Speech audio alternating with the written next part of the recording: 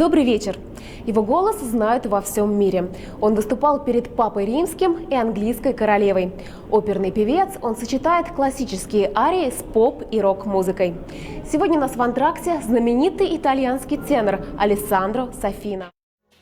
Luna, tu, quanti sono i canti che risuonano, desideri che attraverso i secoli alzo il canto in cielo per raggiungerti, porto per poeti che non scrivono e che il loro senno spesso. Алессандро Сафина – итальянский оперный певец. Исполнял ведущие партии на самых престижных сценах мира. С середины 90-х начал работать в новом жанре. Соединяя оперу, поп и рок-музыку, завоевал мировую славу и зрительскую любовь, в том числе и в России. 12 декабря выступил в Татарском театре оперы и балета. Добрый вечер, Алессандро. Добрый вечер, Полина. Мы рады видеть вас в нашей программе. Алессандро, это ведь уже не первый ваш концерт в Казани. Нет, я здесь 4-й раз. I speak English or по-русски? English? My по-русски is perfect, eh? Скажите, пожалуйста. No, nothing. I know something, but... Да, я знаю несколько слов. Я здесь стараюсь учить немного. Особенно, когда что-то покупаю. Но русский очень сложный. Казань, кстати, была первым городом России, где я выступал. Это было несколько лет назад с Аидой Гарифуллиной на ее концерте.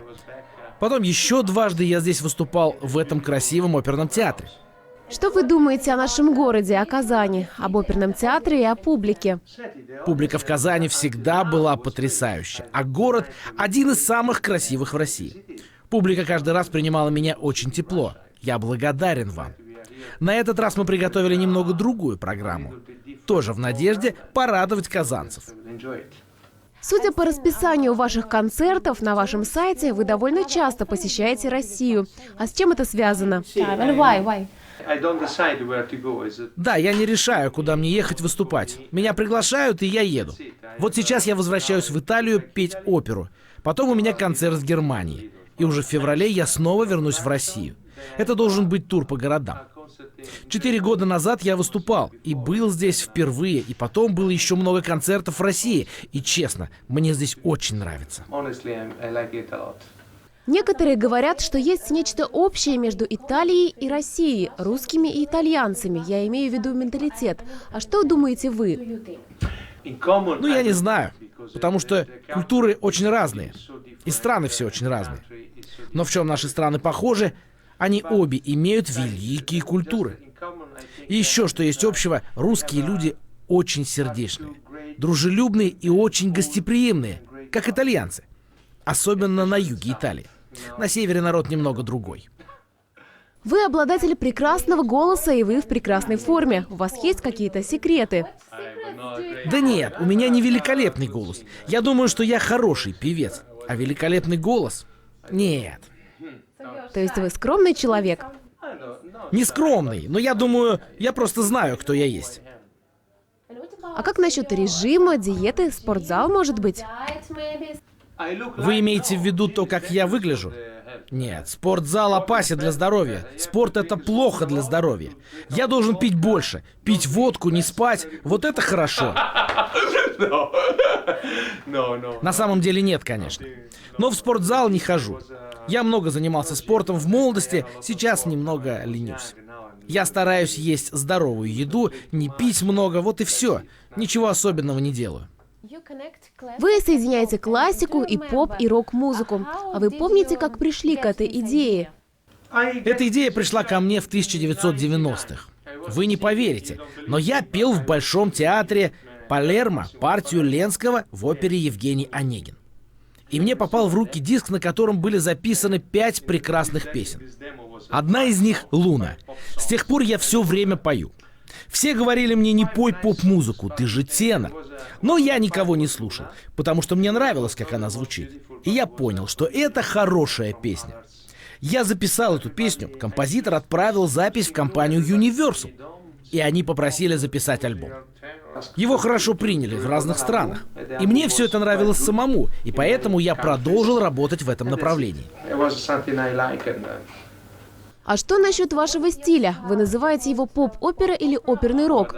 Я никогда не называл свой стиль. Это журналисты так назвали его. Да. И что вы думаете об этом? Я не думаю об этом много. То есть вы просто поете и не думаете о названии стилей? Я пою. Я стараюсь петь то, что мне нравится. И все. Я люблю классику, рок. Я не то чтобы люблю рок, но мне нравится петь некоторые современные песни так же, как и классику. А что вы стараетесь соединять в вашей музыке? Я стараюсь сделать так, чтобы моя музыка была популярна. Я не так молод, и моя музыка не так молода, и я стараюсь для людей, которые моложе меня, сделать ближе эту музыку, чтобы они ее слушали. В целом, какая музыка ваша? Что вам нравится больше всего? Моя музыка — это музыка, которую я чувствую. Как вы чувствуете ее? Не знаю, я чувствую ее кожей. Я пою популярные песни. Это попса, но мне очень нравится. Также и с другими композициями. Луна мне очень нравится, но я пою ее слишком часто. Или некоторые неаполитанские песни. То же самое и с классикой. Когда тебе нравится что-то, ты просто чувствуешь это. Ведь так? То есть физически вы чувствуете это? Да. Если мне что-то не нравится, я это не пою. Иногда, если публике нравится, я пою что-то для публики. Но обычно на концертах я пою то, что мне по-настоящему нравится. Amore senza fine, senza Dio, come Giulietta con Romeo, e Romeo la ricambiò in canto d'amore.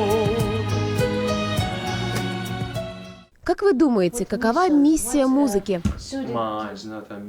Не миссия, это отдых. Разве не так? Что-то приятное, что-то глубокое, пища для души. Моменты, когда ты можешь расслабиться, когда возвращаешься домой. Музыка многому учит людей и в то же время помогает расслабиться. Хорошее вино, музыка Рахманинова, и ты расслабляешься. Ну, для кого-то это отдых, а для кого-то работа. Не знаю, это как картина. Красивый ковер. То, что нравится. А какова ваша миссия? Не знаю. Если кто-то говорит о своей миссии, наверное, он очень гордится собой. Я просто очень счастлив, когда выступаю на концерте и чувствую, что публика получает удовольствие. После того, как люди купили билеты, иногда дорогие, после концерта они возвращаются домой счастливыми благодаря мне. Дарить людям маленькую радость — этого мне достаточно. Вы делаете классическую музыку более популярной, популяризируете ее. А были случаи, когда люди, до этого незнакомые с классикой, благодаря вам становились ее поклонниками? Да, много-много людей стали ближе к классической музыке благодаря мне. Нет, не многие, конечно, но некоторые. После популярных песен в моем исполнении их начинала интересовать и опера. Аида, Евгений Онегин. Некоторые писали мне: спасибо, да. Что вы чувствуете по этому поводу? О, очень горжусь этим. Что вы думаете о будущем культуры, искусства? Некоторые говорят, что будущее за синтезом искусств. Нет. Культура, экономика, все развивается циклически. Я думаю, культура, которая была в начале 19 века, была намного лучше, чем сейчас. Романтизм, классика, Толстой, Рахманинов, Чайковский были у вас. А что сейчас у вас в России? Я не знаю. В изобразительном искусстве был Шагал и другие. Сейчас люди смотрят телевизор, программы там дрянные. Извините, но это так. И культура, мне кажется, опускается все ниже и ниже и ниже. И модель жизни у сегодняшней молодежи плохая, бедная. Сегодня каждый мечтает быть актером, футбольным игроком. А 100 лет назад все было совсем по-другому. Люди думали о более романтичных, интересных вещах. Культура была богаче. И что же делать? Что делать? Я думаю, культура и экономика развиваются зигзагообразно. И сейчас мы где-то внизу. Но все изменится. После бури будет солнце. Ну, значит, есть свет в конце тоннеля? Да, но это не я. Думаю, сейчас культурно бедное время. Посмотрите на живопись. Вот был фигуративизм, реализм, а потом кубизм. Эксперименты продолжаются и сегодня. Возможно, мы и вернемся к фигуративизму через несколько лет. Или будет новая классика. Не знаю. Я говорю в основном об Италии. Там сейчас, на мой взгляд, культурно бедное время. Спасибо, Алессандро. Под занавес несколько коротких вопросов.